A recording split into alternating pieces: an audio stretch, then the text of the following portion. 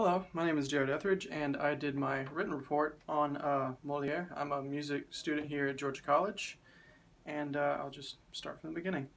Jean-Baptiste Poquelin, also known as Molière, was born in Paris, France, on January 15, 1622. His father was a well-known upholsterer of the upper class, and his mother was from a rather wealthy family of the territory. He lost his mother at a young age, and was never particularly close to his father. It's understood that he had some sort of elementary education before being accepted into the Collège de Clermont aux Jesuits. Being a very prestigious college of scholarly pursuits and merit, Molière was thrust into an academic setting that would be both stringent and intense. He would also get his first bit of theater experience in this program. Molière was on track to study law and business like his father in order to take over the business, but this would never come to fruition. The soon-to-be renowned performer/playwright would have a change of heart that would change his life. His father's title as valet of the king's chamber and keeper of carpets and upholstery would be given to him before his life of theater progressed. This title would be of great use to him in the future, as it would give him many connections to the royalty and wealthy individuals, and also a modest income. Following his momentous change of heart, Molière chose to work with Madeleine Béjart in order to open up a theater that would be called the Illustre Theater. This first attempt would not go very well due to the increasing debt that was incurred by the rental price of the building. The theater would only be open for 2 years before closing.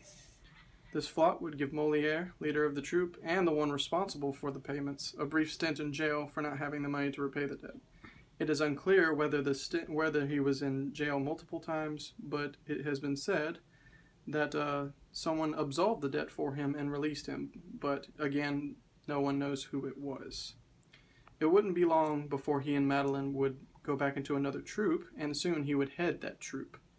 Molière was, at this time, inspired by the Italian Commedia dell'arte, which was known for its improvisatory nature and blatant use of specific stock characters in order to deliver a refreshing but familiar performance. He would be able to make his first bits of success under the patronage of Philippe I, Duke of Orleans. This sizable connection was also allowed for Molière and his troupe to share the Petit Bourbon, which was one of the more popular theaters at the time, with the renowned company of Thibaut Filorio, whose eye for Commedia dell'arte would be of great use to Molière later when he decided to reinvigorate his style. During this new chapter in his life, he would also officially take on the stage name Molière.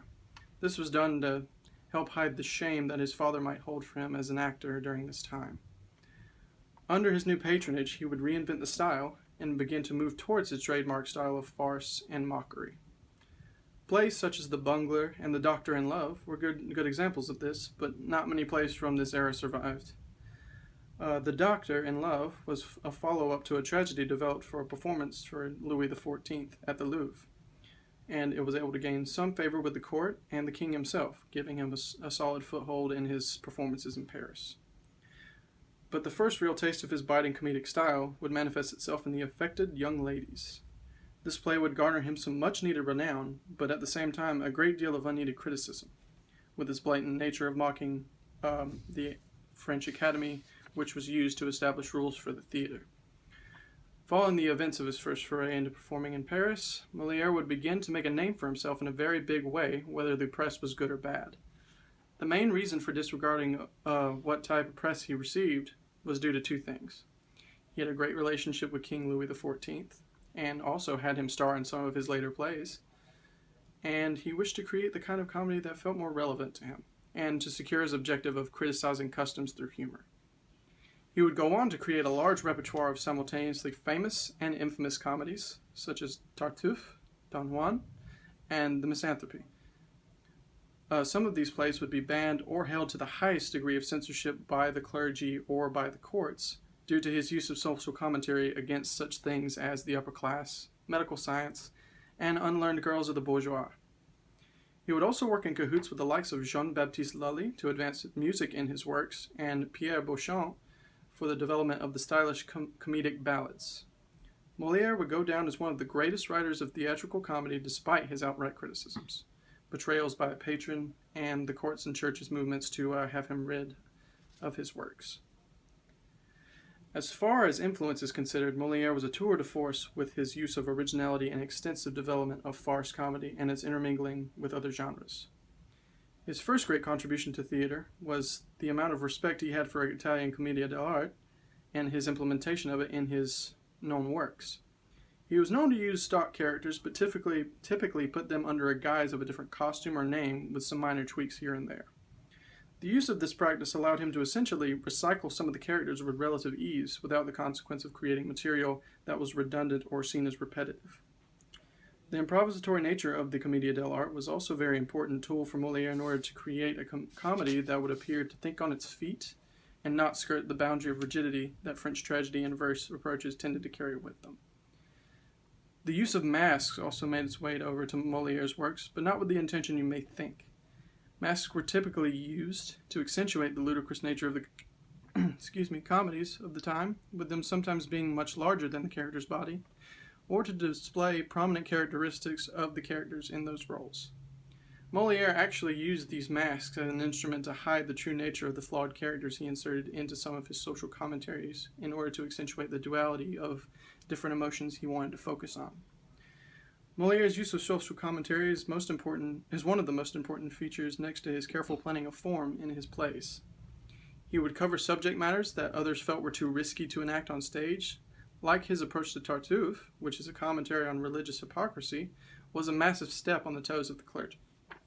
His mocking of the French Academy and the affected young ladies made for a huge balk against the rigidity of the unity rules set in line with the day, as well as the use for blank verse or regular verse in different settings.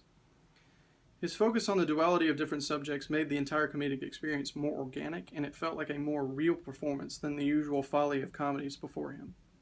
These dualities in social commentary focus on things such as vice versus virtue, intelligence versus narrow-mindedness, and opposition versus attraction, with an effect that makes for a much lusher and spectacle-like comedy experience as a whole.